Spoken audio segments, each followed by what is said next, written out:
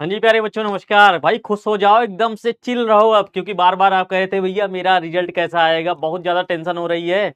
तो जी हाँ, बिहार बोर्ड ने आपके लिए एक ऐसी न्यूज़ जारी कर दी है जिसको सुनकर आप बहुत खुश हो जाओगे और चिल करोगे, एकदम पार्टी वार्टी करते रहो। भाई समझ में आ गया? तो भाई देखो, सबसे पहले तो मैं आपको ये बता दूं कि इंटर कॉपियों का मूल्यांकन जो है वो 27 फरवरी से और मैट्रिक का 2 मार्च से प्रारंभ हो जाएगा। ये सभी बच्चों को मैं बता चुका हूँ।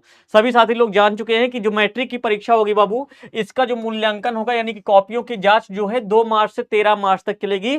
आप सभी की ये न्यूज तो पता है, लेकिन भैया आपने कहा था कि भैया हमें पूरा मार्क्स कैसे मिलेगा, आखिर क्या न्यूज है? तो बिहार बोर्ड परीक्षा समिति के द्वारा बाबू एक निर्देश जारी किया गया है। किसके लिए?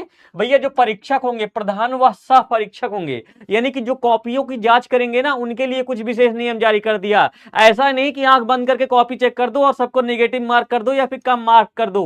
तो भाई निर्देश क्या है, जरा एक बार में मैं तुमको समझा देता हूं, बहुत अच्छे समझाऊंगा, बहुत ध्यान समझना कि आपके कहां पर मार्क्स बढ़ जाएंगे। तो देखो भाई, परीक्षा समिति ने क्या बोला हुआ है, इन्होंने कहा है कि देखो भाई, सबसे पहले इतनी सावधानी बरतना कि उत्तर पुस्तिका में लिखित कोई उत्तर का कोई अंश अमूल्यांकित न रह जाए। यानी कि आप हड़बड़ी में ऐसे कॉपियों की जांच करिए और ऐसा होना कि कोई क्वेश्चन का उत्तर देना ही आप कोई क्वेश्चन का आप लोग वहां पर मूल्यांकन करना ही छोड़ दें। तो इस तरीके से नहीं होगा। पहली बात तो ये बता दिया। दूसरी बात ये बताया भाई कि देखो, प्रत्येक जो भी उत्तर होंगे ना, उनकी पूरी शुद्धता के साथ, यानी कि एकदम अच्छे से जांच करना है। ऐसा नहीं होगा कि फटाफट जारी करके आपने क्या कर दिया, मूल्यांकन कर दिया। आपको पता होगा, जैसे आज आपकी कॉपी जांच रही है, आज 2 मार्च है, 2 मार्च को मान लो आपकी कॉपी की जांच हो रही है, तो उसी दिन जब कॉपी की जांच होती है ना, तो बिहार बोर्ड की वेबसाइट पर वो क्या कर दिया जाता है, अंक सहित अपलोड कर दिया जाता है। ये तो मैंने सबको बता दिया कि अंक सहित अपलोड हो जाता है। अब यहां पर जो मेन पॉइंट है बाबू, छठवां पॉइंट, ये बहुत ज्यादा इंपॉर्टेंट है। क्या है? यदि प्रश्नोत्तर का मूल्यांकन करते समय प्रश्नों के अनुरूप स्टेप के आधार पर ही अंक दिए जाएंगे। स्टेप के आधार पर मतलब क्या होता है?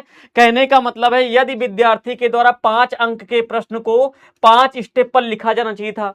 मान लो ऐसा नहीं होता है, लेकिन मान लेते हैं कि अगर बोर्ड ने कहा है कि 5 अंक का प्रश्न है, 5 लाइन लिखना है, लेकिन परीक्षार्थी को 5 लाइन नहीं, केवल 3 लाइन ही याद था, या फिर किसी भी कारणवश उसने 3 लाइन ही लिखा है, तो क्या उसे एक भी नंबर नहीं मिलेगा? नहीं। तो बोर्ड ने कहा है भाई देखो, अगर परीक्षार्थी को 5 स्टेप में लिखना चाहिए था, लेकिन 3 स्टेप लिखा है ना उसने, तो 3 स्टेप का उसे नंबर मिलेगा। इसे का मतलब होता है, इसे स्टेप मार्किंग कहते हैं। तो स्टेप मार्किंग का मतलब होता है, किसी भी प्रश्न को आपने कितना भी लिखा होगा, थोड़ा बहुत लिखा होगा, आपको अंक जरूर मिलेगा।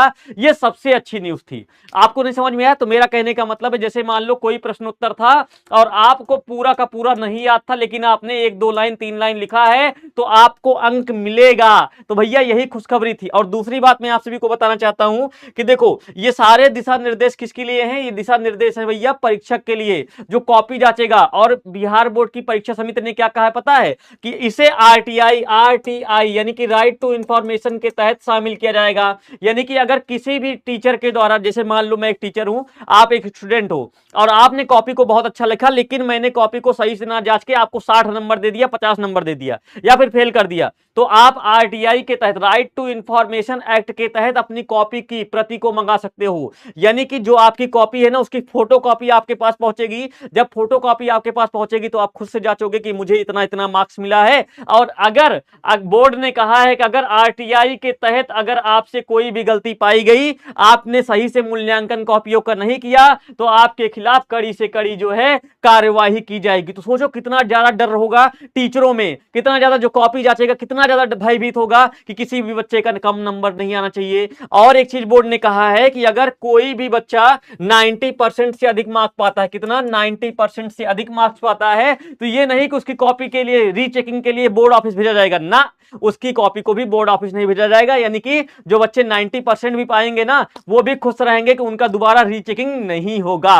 तो ये बहुत सारी खुशियां थी जो कि मैंने अभी आप सभी को बताया। भाई क्या बताया कि आरटीआई के तहत आप अपनी फोटो कॉपी को मांग सकते हो, अपनी कॉपी की एक प्रति को मांग सकते हो। सकते हो। दूसरा, आप सभी लोग 90% से जो अधिक अंक पाएंगे बच्चे, उनकी रीचेकिंग नहीं होगी। तीसरा क्या है कि यदि 5 स्टेप में, मतलब स्टेप मार्किंग का मतलब है कि अगर आपने किसी भी प्रश्न को 2 से 3 लाइन में लिखा है, 4 लाइन लिखा है, तो आपको अंक मिलेगा। तो ये सारी न्यूज थी। और दूसरी बात मैं आपको एक चीज और बता देना चाहता हूं कि एक दिन में कितनी कॉपियां यहां पर चेक होगी। देखो, उत्तर पुस्तिकाओं के मूल्यांकन का कार्य एक ही पाली में 9 बजे से लेकर 5 बजे तक होगा।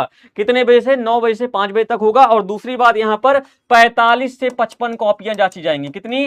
45 से 55 कॉपियों के बीच। ये नहीं होगा कि कोई 70 कॉपी जांच दे, कोई 60 कॉपी जांच दे, सिर्फ इतनी कॉपियां ही जांचनी है और अंततः शाम होते होते इसको क्या कर देना है, बिहार बोर्ड की वेबसाइट पर अपलोड भी कर देना है। तो आपको ये जानकारी कैसी लगी? खुश रहिए, आप कमेंट करके बताइएगा। और अपना एडमिट कार्ड बाबू आप सभी को डिस्क्रिप्शन बॉक्स में लिंक दिया गया है, वहां पर जाके अपलोड कर दीजिए, तभी हम लोग आपसे मिल पाएंगे। Thank you so much.